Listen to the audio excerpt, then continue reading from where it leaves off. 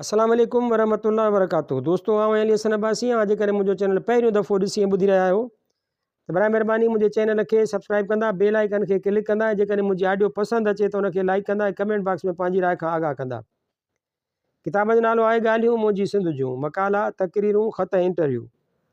मुसनिफ़ सैयद असामुद्दीन राशिदी, मुरतब ग़ुलाम मोहम्मद लाखो, छपाईंदड़ सिंधी अदबी बोर्ड ऐं endowment fund trust for the preservation of the heritage of Sindh. छापोटियूं साल 2020 ईस्वी। अरोड़ जे मिटीअ जी सुगंध। ही इंटरव्यू मोहतरम नासिर मोहराईअ वरितो ऐं उनखे रिसाले बरसात कराची डिसंबर 1974 ईस्वीअ में शाया कयो। सिंध जी धरती सदा जवान धरती आहे। ज़रखेज़ीअ में उनजो मट दुनिया जो को मुश्किल ख़ितो हूंदो। हिन धरतीअ पंहिंजे उन ख़ूबसूरती हुस्न ऐं ज़रखेज़ीअ जे करे जेतिरो धारियनि बगड़नि जा हमला सठा आहिनि ओतिरो दुनिया जे कंहिं ॿिए मुल्क न सठा आहिनि। दरावड़ काल खां वेंदे हिन दौर ताईं हिन धरतीअ जे हुस्न खे लुटण लाइ कई जारिया हमले आवर थींदा रहिया आहिनि। हिन धरतीअ जंहिंजी अज़मत जा निशान मुंहनि जो दड़ो ऐं रनी कोट आहिनि, पंहिंजे सीने में सवें सूरमनि, हज़ारे कूपनि ऐं कूंदरनि जे कोस जा दास्तान दॿालट करे रखिया आहिनि ऐं पंहिंजी अज़मत ऐं ऐलान खे बरक़रार रखण लाइ अॼु ॾींहं ताईं अहिड़ा कूंदर ॼणींदी थी रहे। सिंध में मौजूदा 2 अरब वारे दौर में साईं GM सैद सां गॾु पीर असामुद्दीन राशिदी वाहिद शख़्स आहे जेको सिंधियुनि जी तहज़ीब, सकाफ़त ऐं सिंधी ॿोलीअ खे तबाह करण लाइ धारियनि खां थींदड़ हमलनि जो मुक़ाबिलो करे रहियो आहे। अरोड़ जी फ़रियाद जीअं ख़ामोश ऐं अरोड़ जे मिटीअ जी सुगंध सां वासियल पीर असामुद्दीन राशिदीअ वटि बिना वक़्तु मुक़ररु करण जे चंद सवाल पने ते लिखी ऐं हज़ारे सवाल सीने में सांढे टेप रिकॉर्ड कुल्हे में लड़काए वञी पहुतुसि त बरसात जे पढ़ंदड़नि सां पीर साहिब जी मुलाक़ात करायां। बारियाबी हासिलु करण जी इब्तिदाई मरहलनि मां गुज़रण खां पोइ कमरे में पेर धरियमि त पीर साहिब हिकु वॾी मेज़ जे पुठियां कुर्सीअ ते वेठो हो। फ़र्श खां छत ताईं काठ जे ताकनि ते किताब सथिया पिया हुआ। चौतरफ़ सांत छायल हुई। सलाम वारण खां पोइ हिक ॿिए जी ख़ैरत मालूम कईसूं। मां पीर साहिब जी शख़्सियत ऐं कमरे जे वायुमंडल में मबहूत हुउसि त पीर साहिब पुछियो, अबा कर ख़बर कीअं आयो आहीं? उन वक़्तु मूं महसूसु कयो त ॼण अरोड़ जी सदियुनि खां ख़ामोश माथिरीअ मां पड़ाॾो उभिरी रहियो आहे। मक़सदु बयानु कयुमि त साॻिए वक़्तु हुजत बि रखियमि, छाकाणि जो पीर साहिब बेइंतिहा मसरूफ़ हो, मथां को इनकार करे विझे। मूंखे पंहिंजे इरादे ते पुख़्तो महसूसु करे पीर साहिब खे ॿियो चारो ई नज़र न आयो। उनखां अॻु लिखण में मसरूफ़ हो, सो काग़ज़ पट संभाले पासीरा रखी मूं ॾांहुं मुतवजो थी फ़रमायाईं, हा चओ, छा थो पुछणु चाहीं? मूं उन विच में टेप रिकॉर्ड रखे तयारु करे रखियो हो। सवाल कयुमि त पीर साहिब तव्हां सिंध जी क़दीम तारीख़ खे सहण में वॾी जाखोड़ कई आहे। सिंध ते तव्हांजो इहो वॾो अहसान आहे, छाकाणि जो तसलसुल नथो मिले ऐं जेकी कुझु तारीख़ में मौजूदु आहे उहो बिगड़ियल सूरत में आहे। तव्हां उन सिलसिले ते रोशनी विझंदा। पीर साहिब जवाब में ॿुधायो, हिन वक़्तु ताईं जेकी बि तारीख़ूं लिखियूं वयूं आहिनि उन्हनि में को बि ख़्याल या को मोड़ ॾिनल कोन्हे। उनखां सवाइ उन्हनि मां आम हालतुनि जी का बि ख़बर नथी पवे। उहे फ़क़ति वॾनि माण्हुनि, आलिमनि, बुज़ुर्गनि ऐं शाइरनि जूं तारीख़ूं आहिनि। आम माण्हुनि जी कहिड़ी हालत हुई, इंतिज़ाम कहिड़ो हो, उथी वेठी कहिड़ी हुई, माली ऐं समाजी हालत छा हुई, न फ़क़ति उन ॻाल्हि जी ख़बर नथी पवे पर उहा बि ॼाण नथी पवे त सिंध ते आयल धारियनि हुकूमतुनि हिते माण्हुनि सां कहिड़ा कलूर कया या फ़ातिह मफ़तूह सां कहिड़े नमूने हलियो। मरहूम मिर्ज़ा कलीज बेग तोड़े मोहम्मद सिद्दीक़ मेमुण जे दौर ताईं सिंधीअ में जेके तारीख़ूं लिखियूं वयूं उन्हनि में उन शइ जो को बि ज़िक्र न कयो वियो आहे। मूं माण्हुनि जे आम ज़िंदगी ऐं फ़ातिहनि जी मफ़तूह सिंधियुनि सां सलूक खे ज़ाहिर करण जी कोशिश में मुताले में आयल मुख़्तलिफ़ किताबनि मां टुकड़ा कढी हिकु हंधि गॾु कया आहिनि। मिसाल तौरु असांखे उहा ख़बर न हुई त अरगूननि ऐं तुरखाननि सिंधियुनि ते कहिड़ा ज़ुल्म कया। हाणे उहे बिल्कुलु वाखा आहिनि। उन्हनि जे ज़ुल्मनि ऐं ॾाढ जा जेके बि वाक़िया हुआ उहे मूं समूरा गॾु करे तारीख़ में ॾिना आहिनि। पधिरो आहे त जीअं त उहे फ़ारसीअ में आहिनि उन करे उन्हनि जो सिंधीअ में तर्जुमो थियणु लाज़मी आहे। जेसीं ताईं सिंध जी तारीख़ जो सिंधीअ में तर्जुमो न थींदो तेसीं ताईं आम माण्हू उनखे सम्झी न सघंदा। दिल्लीअ वारनि मुग़लनि जो दौरु हमेशह सारायो वियो आहे पर उन्हनि जे ज़माने में इतफ़ाक़ सां मज़हर शाहजहानी नाले फ़ारसीअ में हिकु अहिड़ी तारीख़ लिखी वई आहे जंहिंमें मुग़लनि जे गवर्नरनि ऐं ख़ुदि मुग़ल बादशाहनि जेके सिंधियुनि सां ज़ुल्म ॾाढायूं ऐं बेइंसाफ़ियूं कयूं आहिनि ऐं सिंधियुनि जेकी अज़ियतूं सठियूं आहिनि उन्हनि जो निहायत अंदूनाक ऐं दर्दनाक नक्शो चिटियो वियो आहे। उहा तारीख़ मुग़लनि जे हिकु कारदार लिखी आहे जंहिंमें हिन सिंध में मुग़लनि जे थियल कोताहियुनि खे ज़ाहिर करण जी कोशिशि कई आहे। उहा मज़र शाहजहानी तारीख़ जेकॾहिं सिंधीअ में तर्जुमो थी माण्हुनि जे आॾो अचे त मूंखे यकीन आहे त उन तारीख़ पढ़ण खां पोइ को बि माण्हू मुग़ल हुकूमत जी साराह न कंदो। तारीख़ को मज़हबी किताब न आहे, तारीख़ी वाक़िया इल्हामी न आहिनि, मज़हबी फ़रीज़ो न आहिनि, उनखे साइंसी अंदाज़ सां पढ़णु ऐं परखणु घुरिजे। तारीख़ हमेशह पढ़ण लाइ आहे, तिलावत करण लाइ न आहे। सिंध जी तारीख़ ते सभ खां पहिरियों किताबु चचनामो आहे जेको फ़ारसीअ में लिखियलु आहे। इस्लाम खां अॻु जा जेके बि सिंध में किताब हुआ से सभु मुस्लमाननि जे उन्हनि हमलनि में तबाह थी विया। जहिड़ी रीति मुस्लमाननि ॿियनि हंधनि ते मफ़्तू मुल्कनि जा कुतुबखाना तबाह कया आहिनि, सिंध में अरबनि जे अचण खां अॻु किताबनि जो तमामु वॾो ज़ख़ीरो हो जेको अरबनि जे हमलनि में तबाह थी वियो ऐं पोइ उहा चचनामू तारीख़ लिखी वई आहे जंहिंमें केतिरा ग़लति ऐं हथ घड़ियल वाक़िया ॾिना विया आहिनि जेके पोइ ॿाहिरि लिखियल तारीख़ुनि सां भेटण खां पोइ ग़लति साबित थिया आहिनि। मिसाल तौरु उहो चयो आहे त कराचीअ जे देबुल बंदर ते मुस्लमाननि खे फुरियो वियो, ज़ाइफ़ूं लुटियूं वयूं ऐं क़ैद कयूं वयूं।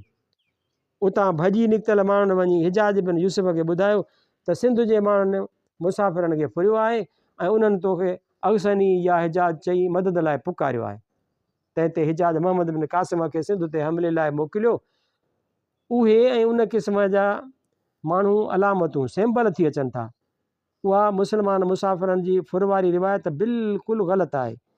सिंध ते हमिलो मुस्लमाननि जे फुर जे दाद रसीअ ऐं फुर जो माल वापसि मोटाइण लाइ न कयो वियो हो।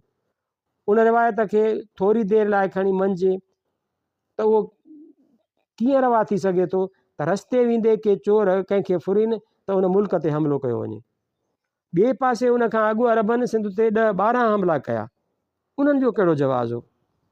ज़ाहिर आहे त अरबनि जो ॿियनि मुल्कनि वांगुरु सिंध ते कब्ज़े करण जो बाक़ाइदे प्रोग्राम हो। तारीख़ में उन हमले खे जाइज़ करणु ऐं मुल्कगिरीअ खे क़ाइदे अंदरि ॼाणाइण लाइ उहो हिकु हथ घड़ियो वाक़ियो ठाहियो वियो जेको मंतक में बिल्कुलु नथो अचे। अहिड़ीअ रीति चचनामू तारीख़ न आहे, महज़ ॾंद कथाऊं आहिनि।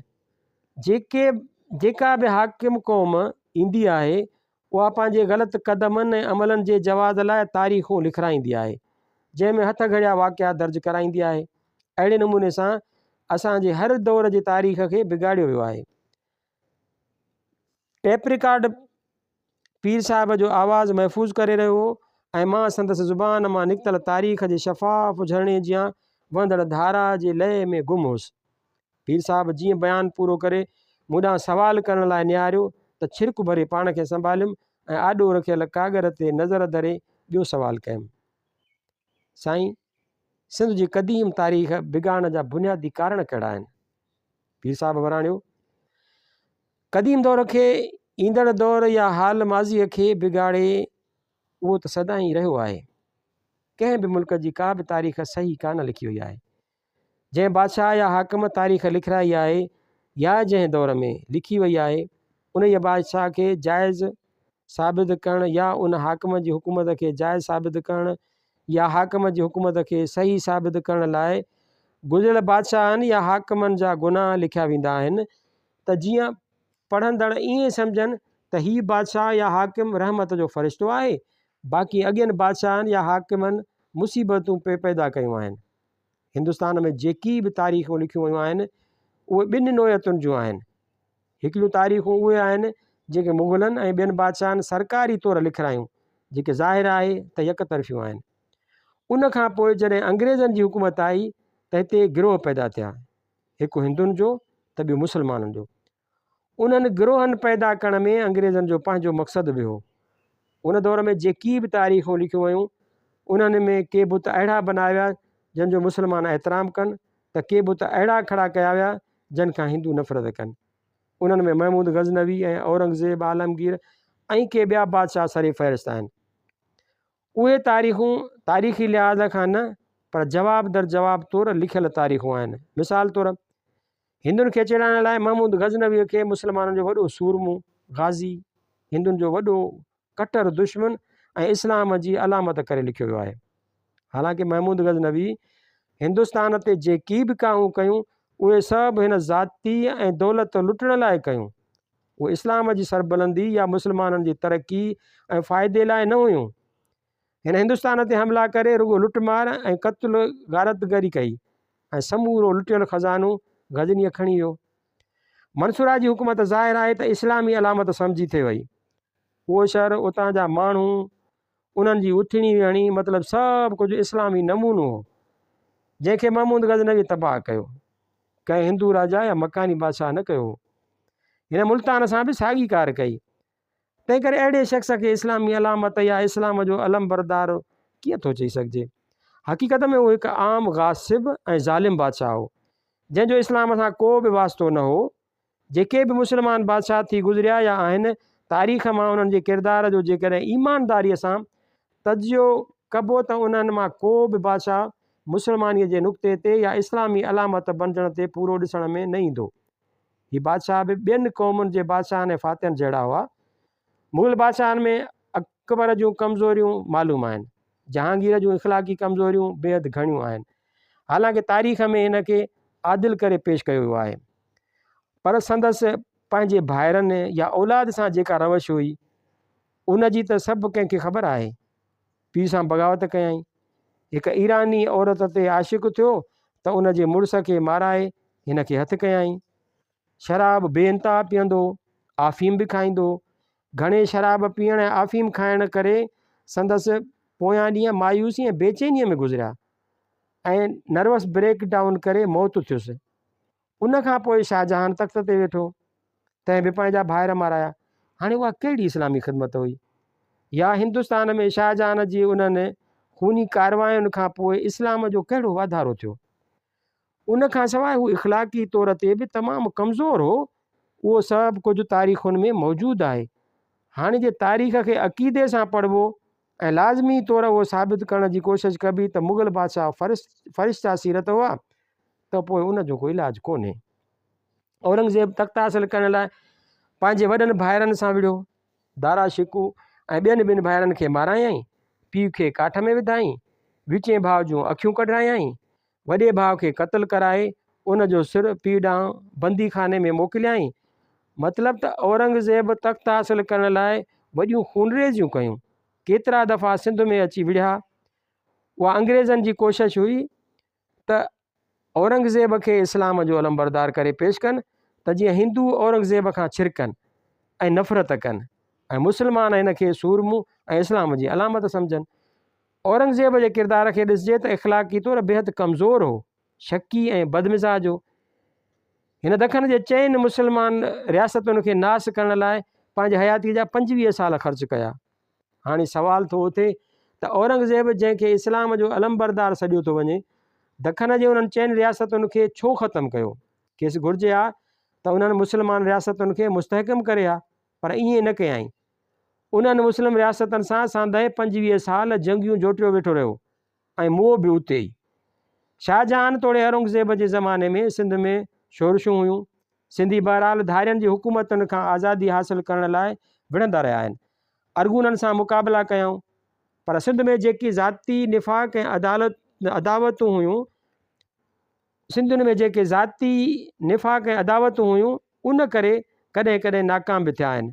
ऐं घणो करे सिंधियुनि खे जेका शिकस्त आई आहे उहा सिधी साईं विढ़ण जे करे न आई आहे, पर धारियनि जी साज़िश करे ई आई आहे। मसलन ॼामनि जो पाण में विढ़णु ऐं फ़िरोज़ शाह तुग़लक जो मौक़े मां फ़ाइदो वठी सिंध ते हमिलो करणु, जंहिंमें हिन ॼामनि खे शिकस्त कान ॾिनी पर साज़िश कई।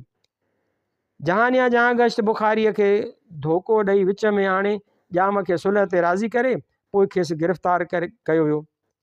मुग़ल शाह इनायत सां वेड़ में पुॼी न सघिया।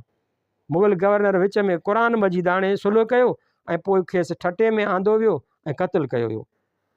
हाणे ॾिसण में ईंदो त सिंधियुनि जॾहिं बि शिकस्त खाधी आहे या हुकूमत विञाई आहे त हमेशह साज़िशुनि ऐं दोखनि सां विञाई आहे। बाक़ी लड़ाईअ जे मैदान में सिंधियुनि खे कॾहिं बि ज़ेर न कयो वियो आहे। अरगूननि ॼाम फ़ैरोज़ ऐं सलाहदीन खे विढ़ाए सिंध जी हुकूमत हथु कई। अरगूननि सां दरिया ख़ान विढ़ंदे शहीद थियो। त पोइ बि दरिया ख़ान जा पुट ऐं राजपूत अरगूननि सां हर क़दम हर जाइ ते मुक़ाबिला कंदा रहिया। हाणे उहे तारीख़ी हक़ीक़तूं हिकु पासे आहिनि, त ॿिए पासे तारीख़ुनि ते जेकी किताब असां नंढे हूंदे खां पढ़िया आहिनि उन्हनि में ॿिए क़िस्म जा तज़किरा कयल आहिनि। अहिड़ी रीति तारीख़ खे बिगाड़ियो वियो आहे। उहो सभु उन करे जो हिंदुनि ऐं मुस्लमाननि खे हिक ॿिए सां विढ़ाइण लाइ अंग्रेज़नि अहिड़ियूं तारीख़ूं तयारु करायूं। सिंध में जेके इब्तिदाई तारीख़ूं लिखायूं वयूं उन्हनि में को बि इल्मु, क़ौमियत या वतन सां मुहबत जो को अहवालु न ॾिनो वियो आहे। उहे सभु तारीख़ूं अंग्रेज़नि पंहिंजे सियासी मक़सदु हासिलु करण लाइ लिखायूं आहिनि ऐं उन्हनि में इंतिहाई ग़लति मवादु भरियो वियो आहे। ऐं अफ़सोस आहे जो असांजे ई मोरख़नि उन्हनि तारीख़ुनि खे लिखियो आहे। उन्हनि में या त उहो अॿोझ हुआ या लिखण लाइ मजबूर हुआ। हिननि हर ॿाहिरें हाकिम खे ज़िलेला यानी ख़ुदा जो पाछो लिखियो आहे। पोइ खणी उन ॿाहिरें बादशाह सिंध जे मुस्लमान बादशाहनि खे क़तलु कयो हुजे, जंहिं लाइ खेसि को बि इस्लामी जवाज़ न ई को हक़ु हो। त पोइ उन्हनि हाकिमनि जी साराह कई अथनि। उन्हनि खे धोई छॾणु घुरिजे। उन्हनि तारीख़ुनि सां ज़हन साफ़ु न थींदो ऐं असांजी तारीख़ नए ज़माने सां हली न सघंदी। उन करे ज़रूरी आहे त तारीख़ुनि खे नए सिरे पढ़णु घुरिजे, नए सिरे तदवीन करणु घुरिजे ऐं जिते जिते तसलसल टुटी पियो आहे उनखे ॻंढणु घुरिजे, जंहिं लाइ असां वटि तमामु घणो मवादु मौजूदु आहे। फ़क़ति असांखे कोशिशि वठणु घुरिजे, पैसो घुरिजे ऐं पंहिंजे इदारनि खे फ़ाल करणु घुरिजे। पीर साहिब सवाल जो जवाबु ॾेई पूरो कयो ऐं मां सोचे रहियो हुउसि त सिंधियुनि खे कमतरीअ जे अहसास में मुब्तला कंदड़ उन्हनि तारीख़ुनि खे बिल्कुलु धोई छॾणु घुरिजे, जंहिं लाइ सिंध जी मौजूदा नस्ल खे वॾी जाखोड़ करणी आहे। मूं सुवालु कयो त साईं, सिंध जी मौजूदा तारीख़ खे असुली सूरत में रखण लाइ त जीअं आईंदे जा मोरख़ सिंध जे हलंदड़ दौर जी तारीख़ खे सहिण में का ॾुखियाई महसूसु न कनि, कहिड़ियूं कोशिशूं वठणु घुरिजनि? पीर साहिब वराणियो त अंग्रेज़नि जे वञण खां पोइ असांजी हिन वक़्तु जेका तारीख़ आहे उन जे लाइ हर माण्हूअ खे अख़बारुनि जी कटिंग्स या उर्दू अख़बारुनि में सिंधियुनि ते जेके हमला थी रहिया आहिनि उन्हनि जूं कटिंग्स गॾु करणु घुरिजनि। मूंखे हैरत आहे त उर्दू अख़बारूं उहे मुतालबा करे रहियूं आहिनि त निसाबी किताबनि मां दोदे चनेसर जो अहवालु कढी बाबा उर्दू मौली अब्दुल हक़ जो अहवालु ॾियणु घुरिजे। छा असांजे सूरमनि, असांजे मशाइरनि खे हक़ न आहे त असांजे तारीख़ में लिखिया वञनि? कराचीअ जो मिसाल वठो, जेका सिंध परगिणे जो गादी हूंदे बि कंहिं बि सूरमे जो नालो रस्तनि ते न लिखियो वियो आहे। सभु ॿाहिरनि जा नाला लिखिया विया आहिनि। हिकिड़ो शाइर हो, ॼाओ बि हिंदुस्तान में त मोह बि हिंदुस्तान में, संदसि वफ़ादारियूं बि हिंदुस्तान सां हुयूं। त बि साईं हुनजो नालो हिकु तमामु वॾे मुख्य रस्ते ते रखियो वियो आहे, जिगर मुरादाबादी रोड। त मुंहिंजो चवणु आहे त हिन वक़्त जी तारीख़ तमामु आसान आहे, छाकाणि जो उहा असांजे अॻियां हली रही आहे। असां ते जेके नाजाइज़ हमला कया था वञनि ऐं जेके असांजा हक़ फॿाया विया आहिनि उन्हनि जा अंग अखर गॾु करणु घुरिजनि। रोज़मर्रा जे वाक़िअनि जे बारे में जेकी अख़बारुनि में छपजंदो रहे थो उहो महफ़ूज़ करणु घुरिजे। उहो हर सिंधीअ जो फ़र्ज़ु आहे ऐं वक़्तु ईंदो जो उन्हनि अख़बारुनि जूं कटिंग्स ऐं टुकड़ा असांजी तारीख़ बणिजंदी। उनखां वधीक ॿी तारीख़ थी न सघंदी, छाकाणि जो असांजी उन्हनि रोज़मर्रा जे वाक़िअनि में अजीब ग़रीब शयूं ॾिसण में अचनि थियूं। नौकिरियुनि, वापार, ज़मीन, कर्ज़नि ऐं शहरनि में सिंधियुनि जे दाख़िल हुअण जे सिलसिले में असां सिंधियुनि ते जेके मुल्क दुश्मनीअ जा इल्ज़ाम धरिया था वञनि, एतिरे क़दुरु जो हिकु मुस्लमान कंहिं काफ़र ते जेके इल्ज़ाम हणे अहिड़ा इल्ज़ाम असां ते हया था वञनि। उन सिलसिले में जेकी कुझु मवादु हथु अचे उहो सभु महफ़ूज़ कयो वञे, जंहिंमां असांजी तारीख़ जुड़ंदी। सिंधियुनि सां नाहक थी रहियो आहे, ॾाढो थी रहियो आहे, छाकाणि जो कुवत हुननि जे हथ में आहे, अख़बारूं हुननि जूं रहियूं आहिनि ऐं असां सिंधियुनि खे पुठिते रखियो पियो वञे। असां मौजूदा तारीख़ खे पंहिंजे अखियुनि सां ॾिसी रहिया आहियूं ऐं उन जी रोशनीअ में असां माज़ीअ जे तारीख़ खे परखे सघूं था त जेॾो हिन वक़्तु असां ते ॿाहिरनि तरफ़ां ॾाढो थी रहियो आहे, एॾो ई माज़ीअ में ॿाहिरनि हाकिमनि तरफ़ां सिंधियुनि ते ज़ुल्म ऐं ॾाढो थियो हूंदो। उन करे माज़ी ऐं हाल सिंध जी तारीख़ लाइ बिल्कुलु ॻंढियल आहिनि। नाइंसाफ़ियुनि ऐं ॾाढाइयुनि जो हिकु अणखुटु सिलसिलो आहे। अॼु जेकी कुझु सिंधियुनि सां वही वापरी रहियो आहे उनखे गॾु करे जेकॾहिं को तारीख़ लिखे त उनखे गुज़िरियल दौरनि में ॿाहिरि हुकुमराननि जे सिंधियुनि सां कयल हालत सां भेटे सघिजे थो। उन करे असांखे अख़बारूं पढ़ी उछलाइण न घुरिजनि। अख़बारुनि में दर्ज थियल उहे समूरियूं ॻाल्हियूं ऐं वाक़िया कोरे काग़ज़ ते रखणु घुरिजनि। मिसाल तौरु सिंधी ॿोलीअ खे तस्लीम कराइण लाइ जेका 15 सालनि खां हलचल कई वई आहे उहा कंहिंखे बि यादि न आहे, कंहिंखे बि यादि न हूंदी, पर मूं वटि अख़बारुनि जूं कटिंग्स आहिनि ऐं मां सम्झां थो त फ़क़ति उहो मवादु सिंधी ॿोली ऐं अदब जी तारीख़ लाइ काफ़ी आहे।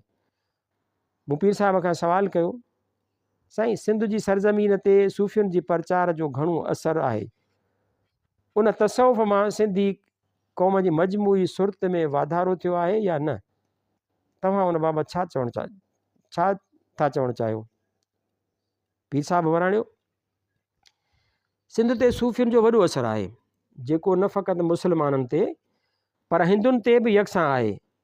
तव्हांखे मालूम हूंदो त हिंदू मुस्लमान बुज़ुर्गनि ऐं सूफ़ियुनि जा मुरीद हुआ।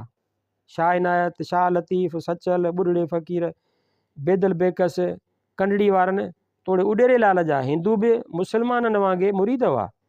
मतिलबु त तसव्वुफ़ जे सिलसिले सिंध जे मुस्लमाननि ऐं हिंदुनि मां मज़हबी विछोटीअ खे हिकु तरफ़ ते मज़हबी कटरपणे खे ॿिए तरफ़ ख़तमु करे छॾियो आहे। हिंदुनि ऐं मुस्लमाननि में इक़्तिसादी फ़र्क़ु बराबरि हो जेको बि सिंधी मुस्लमाननि जे अमलनि जे करे हो। असां में जेका इंसानी हमदर्दी आहे, इंसानी क़दुरु आहिनि, दिलुनि में नरमाई, अखियुनि में हया, शर्म, पाड़े वारनि सां महिर मुहबत जो सलूक आहे, उहो सभु कुझु असांखे तसव्वुफ़ जे करे हासिलु आहे। पर हाणे जीअं हलवो वधीक खाई वञिजे ऐं पोइ बदहज़मी पैदा थिए, तीअं जेकॾहिं असां 100% तसव्वुफ़ ते हलंदासीं त ज़ाहिर आहे त असांखे तकलीफ़ूं पहुचंदियूं। तसव्वुफ़ ऐं सूफ़ियुनि जी तालीम असां सिंधियुनि लाइ तराक ऐं अक्सीर आहे। बाक़ी जेको चयो वञे थो त असांजे क़ौम जी सुस्ती ऐं काहिली सूफ़ियुनि जे असरु करे आहे, बिल्कुलु ग़लति आहे। उन सुस्ती ऐं काहिलीअ जा ॿिया कारण आहिनि। उनजो हिकु कारण सिंध में जागीरदारी ऐं ज़मींदारी सिरिश्तो आहे, जंहिं हेठि ज़मींदार सिंध में विचोलो तबिको पैदा करणु नथो ॾिए, त जीअं उहो विचोलो तबिको कुर्सियुनि ते वेही संदनि मुक़ाबिलो न करे। उन में पाकिस्तान खां अॻु हिंदू ऐं पाकिस्तान खां पोइ ॿाहिरें कामोरे मिली सिंध जे ज़मींदार जो साथ ॾिनो आहे ऐं सरपरस्ती पे कई आहे। ॿियो कारण उहो आहे त हर दौर में सिंध ते का न का धारी ताक़त रहंदी आई आहे, जंहिं सिंधियुनि खे अॻिते वधण ऐं ख़ुशहाली माण खां महरूम पियो रखियो आहे। जीअं हलंदड़ दौर में असांखे चयो पियो वञे त तव्हां ते हिंदुनि जो कब्ज़ो हो ऐं उन्हनि तव्हांखे ग़ुलाम बणाए रखियो हो ऐं हाणे तव्हां आज़ादु आहियो। असीं चऊं था त इक़्तिसादी तरह असां अञा बि बदहाल आहियूं। जीअं हिंदुनि जे ज़माने में हुआसीं त जवाब में चयो पियो वञे त तव्हां में अहलियत ई न आहे, तव्हां सुस्त ऐं काहिल आहियो, अॻिते वधण जी का बि कोशिशि नथा करियो। मां थो पुछां त उन्हनि हिंदुस्तान मां लॾे आयल मुस्लमाननि ते बि साॻी तरह हिंदूअ जी बालादस्ती हुई, हिते अची हू पाण खे अहल ऐं लियाकत वारो पिया सॾाइनि, त पोइ उन्हनि हिंदुस्तान में छो न थिए पंहिंजी अहलियत ऐं लियाकत जा जोहर ॾेखारिया। ॻाल्हि पधरी आहे, उहे हिंदुस्तान मां लॾे आयल मुस्लमान उते असां वांगुरु इक़्तिसादी बदहालीअ में मुब्तला हुआ ऐं हिते अची जोहर ॾेखारिया अथनि। अहिड़ी रीति सिंधियुनि जे पोइते पवण जो मुख्य कारण उहो आहे त पाकिस्तान ठहण वक़्तु सवाइ हिकु ॼणे जे ॿी पूरी हुकूमत ॿाहिरां ठही आई हुई। उन करे हिते सिंध में हिंदुनि जूं छॾियल नौकिरियूं, वापार ऐं ॿियूं मिल्कियतूं हिननि जे हथ अची वियूं। असां साॻी बदहालीअ में रहिजी वियासीं। अहिड़ी रीति सिंधियुनि जे तरक़ीअ जा पूरा वसीला ऐं रस्ता हिननि रोके छॾिया आहिनि। त पोइ असां मोगा ऐं सुस्त न थींदासीं त ॿियो छा थींदासीं? उन में तसव्वुफ़ जो को बि ॾोह न आहे। ये हिंदुस्तानी मुस्लमान हिते लखे एकड़ ज़मीन हर इदारे में नौकिरियुनि ऐं हर हंध ते बंगलनि जा धणी थी वेठा आहिनि। असांखे ख़बर आहे त हिंदुस्तान में उन्हनि वटि कुझु बि कोन हो, उहो सभु कुझु कूड़नि किलेमनि जो करिश्मो आहे। हुकूमत संदनी हुई, पोइ नानी रधण वारी ॾोटा खाइण वारो हिसाब हो। हसामुदीन खे हिते कराचीअ में रहण लाइ जाइ कान्हे ऐं हीअ जेकी हथे ख़ाली आया हुआ उहे 5-5, 6-6 बंगलनि जा मालिक आहिनि। मतिलबु त बैंकुनि में, म्यूनिसिपलिटियुनि में संदन माण्हू आहिनि, रिहेबिलिटेशन आबादकारी खातो संदन हथ में हो, सो वठी खणी पंहिंजनि मिटनि माइटनि दोस्तनि यारनि ऐं ॻोठ वारनि खे वरसायो अथनि। जेके आसामियूं निकिरनि थियूं उहे पाण में विरायो वेठा आहिनि। सिंधियुनि खे न का नौकरी थी मिले न कर्ज़ थो मिले ऐं न ई को प्लाट थो मिले जो जाइ ठहिराए सघनि। अख़बारूं हिननि जूं आहिनि, थोरी घणी ॻाल्हि ते वठी थियूं वावेला मचाइनि। उन करे हिननि असांखे मुंझाए रखियो आहे। असां सुस्त न आहियूं, असां जिस्मानी तोड़े दिमाग़ी लिहाज़ खां फ़क़ति पाकिस्तान में न पर हिंदुस्तान में बरख़ आहियूं। तव्हां ॾिसंदव त ज़िंदगीअ जे हर शोबे में असांजा ज़हीन माण्हू मौजूदु आहिनि। लिखंदड़नि में बि असां हिननि खां तमामु मथे आहियूं। हिननि वटि लिखंदड़ बि न आहिनि, जेके सुठा लिखंदड़ आहिनि से बि पंजाब सां तालुक़ु रखनि था। हिननि में का बि लियाकत न आहे। पोइ असां इक़्तिसादी तौर ते बदहाल आहियूं त उहो सऊं सिधो हिसाब जो मामिलो आहे ऐं उहो हर को सम्झी सघे थो त असांखे अॻिते वधणु नथो ॾिनो वञे। मूं सुवालु कयो, पाकिस्तानी सकाफ़त बाबति कराची टेलीविज़न ते थियल मुज़ाकिरे में तव्हां जेकी कुझु चयो उन जे ख़िलाफ़ु उर्दू अख़बारूं बाक़ाइदा लिखी रहियूं आहिनि। तव्हां महिरबानी करे उन ते तफ़सीली रोशनी विझंदा। पीर साहिबु वराणियो अदा, ॻाल्हि हीअ आहे त उन्हनि जो दिमाग़ु ख़राबु थियो आहे। उन्हनि जो न मुतालियो आहे न सम्झ अथनि।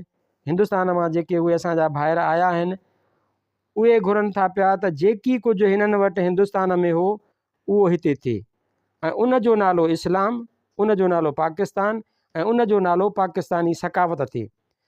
जेकॾहिं असांखे उहा सूरत हिते अख़्तियार करणी हुई त पोइ हिंदुस्तान खां जुदा थियण जी ज़रूरत कहिड़ी हुई? ज़ाहिर आहे त हितां जी तहज़ीब, तमदन ऐं सकाफ़त हिंदुस्तान जी तहज़ीब, तमदन ऐं सकाफ़त खां बिल्कुलु जुदा आहे। पंजाब, सिंध, सरहद ऐं बलोचिस्तान उन्हनि समूरनि परगिणनि खे पंहिंजूं मख़सूस सकाफ़तूं, तारीख़ूं ऐं रिवायतूं आहिनि।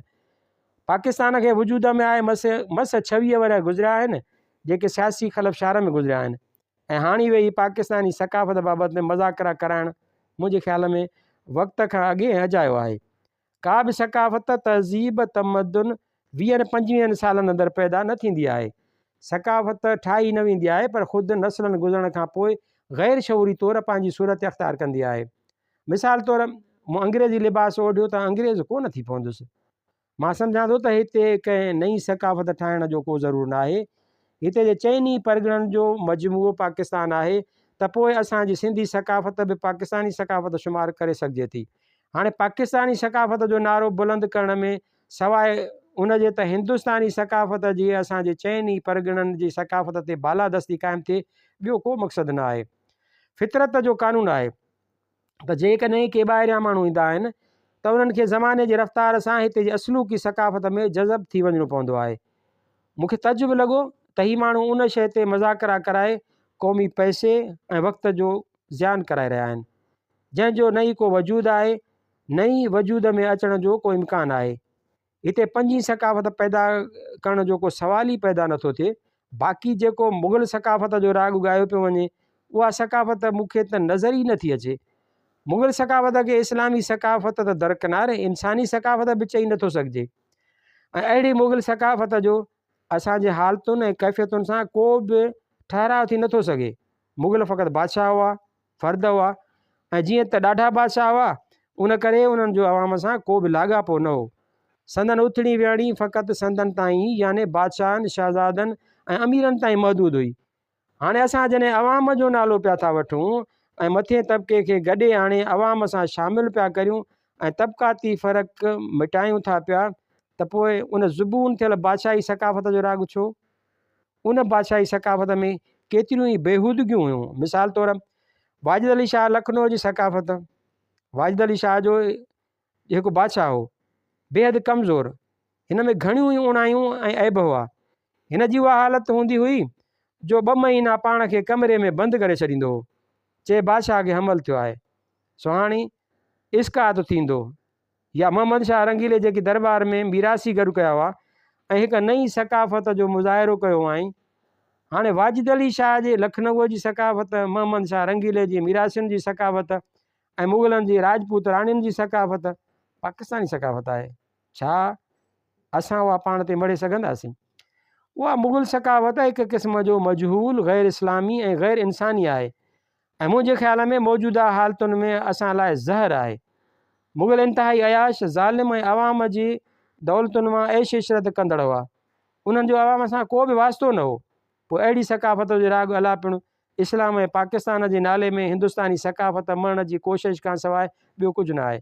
बाक़ी रहियो उर्दू अख़बारूं, से घणो करे बेसरोपा ॻाल्हियूं लिखंदियूं आहिनि। उन्हनि खे पंहिंजो विकिरो वधाइण ऐं उर्दू दाननि जे रत खे गरम रखण लाइ को न को शोशो छॾिणो पवंदो आहे। सनसनी ख़ेज़ी त उन्हनि अख़बारुनि जो धंधो आहे। मुंहिंजे ख़िलाफ़ु त उहे अख़बारूं ज़ुबान जे मसइले खां वठी लिखंदियूं रहियूं आहिनि ऐं मां उन्हनि ॾे ध्यानु न ॾींदो आहियां। मां जीअं मथे ज़िक्र करे आयो आहियां त तारीख़ खे हिकु लाहमी या मज़हबी किताब जी हैसियत सां पढ़णु न घुरिजे, उनखे हिकु तारीख़ जे हैसियत सां पढ़णु घुरिजे। मूं मुग़ल सक़ाफ़त लाइ हरामीअ जो लफ़्ज़ कतब न आंदो आहे।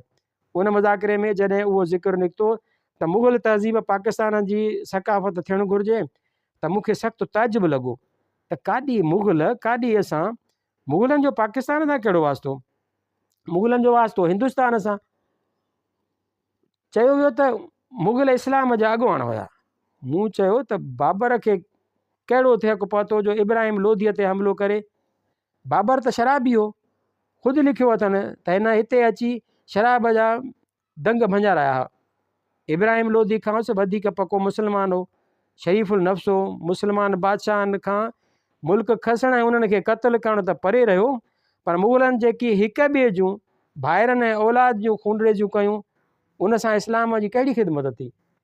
ताजमहल खे हरामी चवणु त मुंहिंजो कमु न आहे, छाकाणि जो उहा हिकु बहितरीनु इमारत आहे ऐं बहैसियत इमारत जे फ़नून लतीफ़ा में उनखे वॾो दर्जो हासिलु आहे।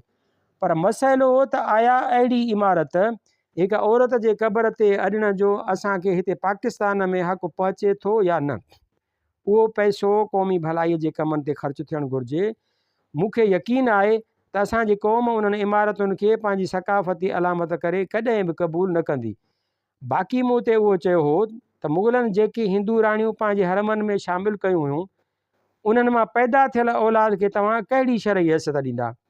छाकाणि जो हिंदू अहले किताब न आहिनि, उन्हनि इस्लाम बि न क़बूलियो हो, उन्हनि सां निकाह जाइज़ न हो। त अहिड़ी हालत में जेके मुग़ल शहज़ादा ऐं बादशाह हिंदू राणियुनि जे पेट मां पैदा थिया, उन्हनि खे छा सॾियो वेंदो? मां सम्झां थो त हिंदू राणियुनि खे ज़ोरीअ हरमनि में दाख़िल करण करे मुग़लनि में जेके इस्लाम जा जुज़ा हुअणु घुरिबा हुआ, उहे मंझां निकिरी विया। अकबर बादशाह ते हुनजो वॾो असरु हो, जंहिं इस्लाम छॾे नओं मज़हब दीन इलाही ठाहियो। जहांगीर जी माउ हिंदू हुई, उन करे जहांगीर ते असरु थियो। हिंदू राणियुनि जे करे मुग़लनि में गॾियल सॼियल मज़हबी जज़्बो पैदा थियो, जेको इस्लामी जज़्बो बिल्कुलु न हो। दर्शन या जॻहुनि में झरोका ठहिराइणु, सिज ऐं पाणीअ जी पूॼा करणु मुग़लनि जी उथणी वेहणीअ में शामिलु आहे, जेको इस्लाम में बिल्कुलु नाजाइज़ ऐं ग़ैर शरई आहे। उन खां सवाइ उन्हनि मुग़ल बादशाहनि जे अहमालनि ऐं पिरकारनि जे करे बावजूदु 400 वरिया हिंदुस्तान ते हुकूमत हुअण जे बि मुस्लमान अक़लियत में रहिया ऐं अञा ताईं अक़लियत में आहिनि। हाणे जन बादशाहनि जे पिरकारनि सां न इस्लाम खे तक़वियत पहुती, न मुस्लमान वधी सघिया, त पोइ उन्हनि बादशाहनि खे असां कहिड़े नमूने सां इस्लाम जो अलमबरदार सॾे सघूं था? उन्हनि जा अहमाल तोड़े किरदार कंहिं बि सूरत में तक़लीद जे क़ाबिल न आहिनि। मुंहिंजो ख़्यालु आहे त असांजे मुहाजिर दोस्तनि खे फसाना आज़ाद ऐं तिल्स्म होशरबा जे माहौल मां निकिरणु घुरिजे। तारीख़ ऐं तारीख़ी वाक़िअनि खे तोड़णु घुरिजे। तारीख़ खे मज़हब न बणाइणु घुरिजे। हर शइ जी तौर तक करे पोइ लिखणु घुरिजे। जेके मसइला आहिनि उहे मूंखे गारियूं ॾियण सां या सिंधियुनि खे गारियूं ॾियण सां या उर्दूअ जी बरतरी ऐं सिंधी ॿोलीअ जी अहमियत घटाइण सां या सिंधी सक़ाफ़त खे तस्लीम न करण सां निबेरजी न सघंदा। उहो सभु कुझु उन करे आहे जो असांजा मुहाजिर दोस्त हक़ीक़तुनि खे मञण खां पिड़ु कढी बीठा आहिनि। ॿियो त हिननि में हिन वक़्तु न को मौरिख़ आहे, न को अदीब ऐं आलिम आहे, न को किताब थो पढ़े, न को किताब ख़रीद थो करे। हिननि में मुताले जो शौक़ु बिना न आहे। हू मस्तु थिया पिया आहिनि दौलत ऐं सरवत में। हू फ़क़ति गारियूं ॾेई ॼाणनि। मुग़ल गॾियल हिंदुस्तान जा हाकिम हुआ, संदनि मिट माइट पुफाट मासात त कोन हुआ। पोइ उन्हनि बाबति कंहिं ॻाल्हि ते मूंखे चिड़ न थी वठे, खे निचड़ छो थी वठे? मां सम्झां थो त हू पंहिंजी महदूद इल्म ऐं ॼाण करे बिल्कुलु माज़ूर आहिनि। मूं सुवाल कयो त उर्दूअ जा उहे हथ ठोकिया दानिश्वर न फ़क़ति तव्हां ऐं ॿियनि सिंधी सियासतदाननि ऐं दानिश्वरनि जे ख़िलाफ़ु बदकलामी कनि था, पर रूसी आलिम प्रोफेसर गांकोफिस्कीअ ते बि ॾाढो क़ाबिल आहिनि, जंहिं हिस्ट्री ऑफ पाकिस्तान ऐं पीपल्स ऑफ पाकिस्तान जहिड़ा ॿ शानदार किताब लिखिया आहिनि। तव्हां कुझु उन ते रोशनी विझो। पीर साहब जवाब में चयो त अदा असांजा ही जेके मुहाजिर दोस्त आहिनि उन्हनि जो हिकु त इल्मु महदूदु आहे, ॿियो त पाकिस्तान में अचण खां पोइ हिननि पंहिंजे चौधारी हिकिड़ो दाइरो कढी छॾियो आहे ऐं उन जे अंदरि जेका शइ खेनि पसंदि आहे उहा बरक़ आहे ऐं उन खां पोइ ॿाहिरि जेको आवाज़ु आहे उहो ॾुखियो थो लॻेनि। हिननि पाकिस्तान खे शीशे जो घरु सम्झो आहे, जंहिंखे ॼण को ॿाहिरियों पथर या कंकर लॻंदो त भॼी पवंदो या का हवा लॻी त ड्रही पवंदो। हिननि पाकिस्तान खे न ई को मुल्क सम्झो आहे ऐं न ई का मज़बूत शइ सम्झी आहे। इल्मी दुनिया में जीअं मां तव्हांखे ॿुधाए आयो आहियां त तनक़ीद ऐं तबसरो बरहक आहे ऐं करणु खपे। उन मंझां वाक़िअनि ऐं हालतुनि जी सिहतयाबी थिए थी। तनक़ीद ऐं तबसरे खां बाला ख़ुदा जी ज़ात ऐं रसूल सल्लल्लाहु अलैहि वसल्लम जी रिसालत आहे। बाक़ी दुनिया जे समूरियुनि शयुनि ते तनक़ीद ऐं तबसरो थियणु घुरिजे। जेसीं ताईं असांखे पंहिंजे उणाइनि ॿुधण जी ज़रूरत न आहे तेसीं ताईं असां पाण खे सुधारे न सघंदासीं। प्रोफेसर गांको फिस्की मुंहिंजो ज़ाती तरह बि दोस्त आहे ऐं उन में को शक न आहे त नवनि लिखंदड़नि में हिन जो मर्तबो चङो आहे। हिते जेके पाकिस्तान जूं तारीख़ूं लिखियूं वयूं आहिनि उहे तारीख़ूं न पर मुस्लिम लीग जा 18 रेज़ोल्यूशन आहिनि, पर ॿाहिरियां आलिम हिकु बेतरफ़दार जी हैसियत सां वाक़िअनि खे ॾिसनि वेठा। हू न असांजा महकूम आहिनि न माइट आहिनि, उहे न पाकिस्तानी आहिनि ऐं न मुस्लमान आहिनि। मुस्लमान में पाकिस्तानी मुस्लमान, छाकाणि जो हीउ जेको पाकिस्तानी मुस्लमान आहे उन जी नोयत ऐं हैयत ॿियनि मुस्लमाननि खां जुदा आहे, जंहिंसां न इस्लाम ठहिकी अचे थो न ई ॿियनि मुस्लमाननि सां हिननि जो को तालुक़ु आहे। इहो ख़ुदा जी हिकु ख़ासि मख़लूक आहे जंहिंजी उमिरि आहे 27 साल। प्रोफेसर गांको फिस्कीअ उहे ॿई किताब हिकु बेतरफ़दार मौरिख़ जे हैसियत सां लिखिया आहिनि, जंहिंमें संदसि आॾो का बि मसलियत न हुई ऐं न ई हिन ते का बंदिश हुई। खेसि तारीख़ जे वाक़िअनि ऐं नोश्तनि में जेकी कुझु ॾिसण में आयो आहे उहो बरमला लिखी छॾियो अथसि। जेकॾहिं उन में का असांजी उणाई बयानु कयल आहे त उन खे लिखण जो खेसि पूरो हक़ु आहे ऐं असांखे वॾीअ दिलि सां उन उणाईअ खे पढ़णु घुरिजे ऐं पाण में सुधारो आणणु घुरिजे। ऐं जेकॾहिं उहा उणाई न आहे ऐं हिन बदनियतीअ सां लिखियो आहे त उन जो इल्मी जवाबु ॾियणु घुरिजे। बाक़ी आली साहब जी न एॾी वॾी इल्मी हैसियत आहे न ई हू तारीख़ ॼाणे थो, न ई खेसि को एॾो तारीख़ी शऊर आहे। आली साहब हिन आलिम ऐं मौरिख़ खे काफ़र ऐं शैतान जा लक़ब ॾेई रहियो आहे त उन मां संदसि सफ़ाक मिज़ाजी हिकु तरफ़ त पाकिस्तान जी रुसवाई ॿिए तरफ़ थिए थी। आली साहब जा उहे नोश्ता बाइस शर्म आहिनि। असांखे अहिड़ियुनि ॻाल्हियुनि खां पासो करणु घुरिजे। उहो आली साहब जो मसइलो आहे, असांजो मसइलो कोन्हे। पीर साहब खे ॾाढी नाराज़गी हुई, पर मूं अर्ज़ु कयो त साईं उन में असांजो मसइलो इन करे आहे जो उन्हनि किताबनि में सिंध ऐं सिंधियुनि जो ज़िक्र कयल आहे। पीर साहब वराणियो, सिंध बि त आख़िर पाकिस्तान जो जुज़ो आहे। पाकिस्तान जी तारीख़ केरु लिखंदो त सिंध जो ज़िक्र ज़रूरु ईंदो। पीपल्स ऑफ पाकिस्तान केरु लिखंदो त सिंधियुनि बलोचनि पठाणनि पंजाबियुनि जो ज़िक्र ज़रूरु ईंदो। उन ते आली साहब खे मिठियां छो थी लॻे? ॻाल्हि साफ़ आहे त जेकी हिननि जे लकीर ते न हलनि या हिननि जे तबियत ते न पवनि या जेकी हिननि जे ग़लति मक़सदनि ऐं नियतुनि जे आॾो अचनि था उहे सभु ग़लति माण्हू ऐं पाकिस्तान जा दुश्मन। हीअ जेकी हिंदुस्तान मां आया तन खे हीउ मुल्क वधीक प्यारो आहे, जॾहिं जो पाकिस्तान जी सरज़मीन असांजी मिल्कियत आहे। असां सिंधी हितां जा असुलूका बाशिंदा आहियूं। हिते असांजूं पीढ़ियूं दफ़न थियल आहिनि। उहे थियासीं गद्दार, मुल्क दुश्मन, काफ़र, एजेंट, न मालूम छा छा इल्ज़ाम आहिनि असां ते। हीअ थिया मुहिबे वतन।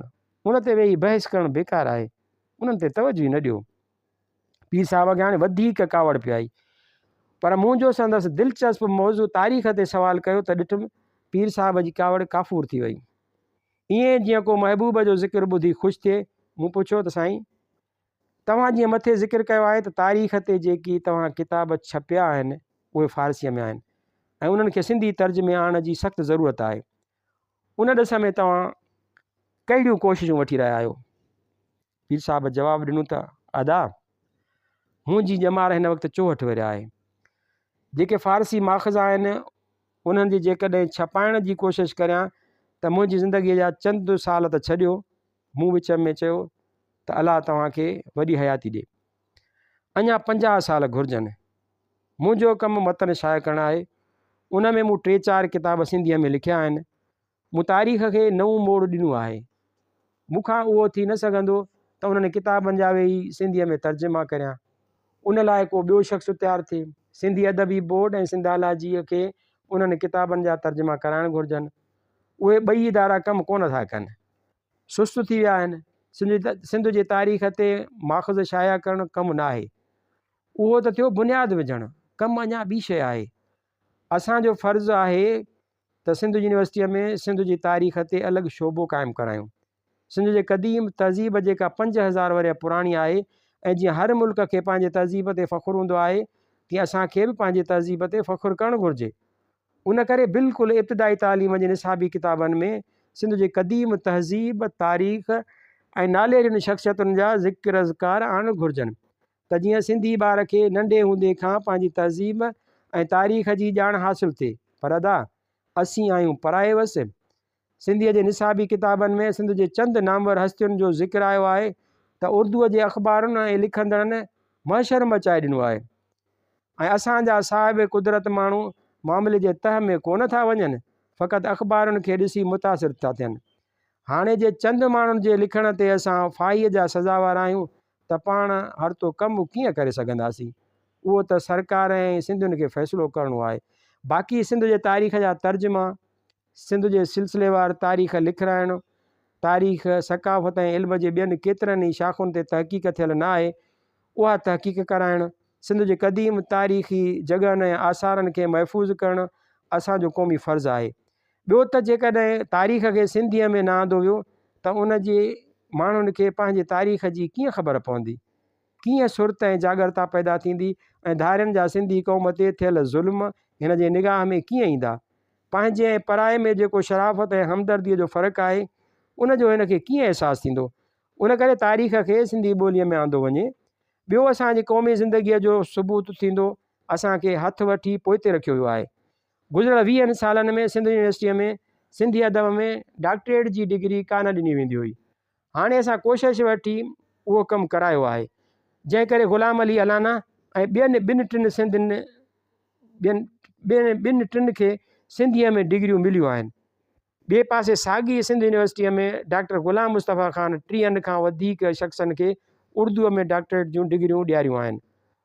उन में जेकी हिननि थीसिस पेश कयूं आहिनि, उहे हिते कराचीअ में पैसनि ते लिखायूं वियूं आहिनि।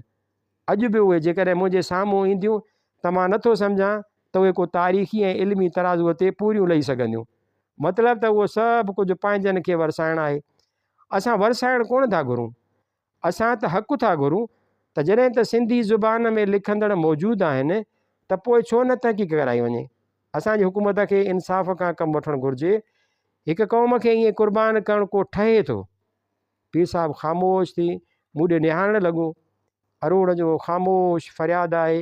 मूंखे यकीन आहे त सिंध जो नऊं नसिलो उन फ़रियाद खां ख़ामोशी फुरे वठंदो ऐं सिंधी क़ौम खे क़ुर्बान थियणु न ॾींदो।